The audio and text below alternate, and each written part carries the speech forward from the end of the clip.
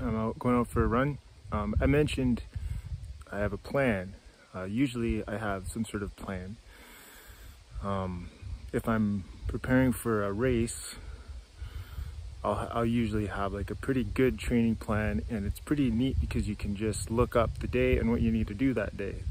You can make an excuse all you want, but at least you know what you're supposed to do. Because other times my plan would be just go for a run and I'll decide how far I'm gonna go that day.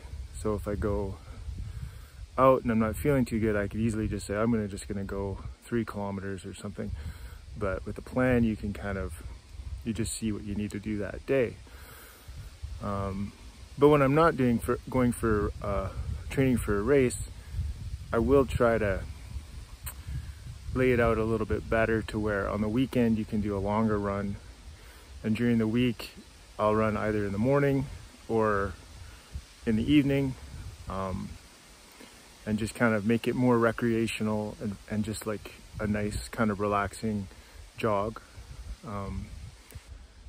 So the plan I'm using now that I've used before is to train for a race, and I'm doing a virtual marathon for the New York Marathon. So it sounds cooler than it actually is, but I've always wanted, my dream was to go to New York and run the New York Marathon. But nothing's happening this year with that, so they opened up it's like a virtual marathon, so you run wherever you want. So I'm gonna run out here somewhere and then kind of sink it into as people are running all over North America and the world as simulating the New York Marathon. So that's my race for this year, and that's in October. So the plan that I'm using for training is called the Hanson's marathon method. So I heard about it from a friend.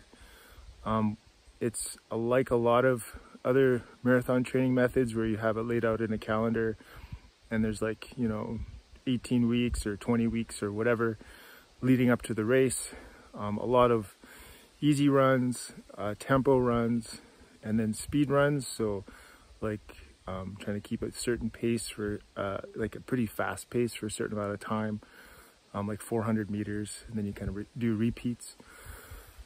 But the difference between this one and a lot of those other ones is the longest run for the whole program is 16 miles or about 27 kilometers, which I like because a lot of other marathon training programs, their longest run is like almost a marathon. Like I think it's like 3 weeks from the marathon, your long run that week can be like 35 kilometers. So I like this because the program still works very well, but you aren't doing that super long run, which, I mean, I don't really have time.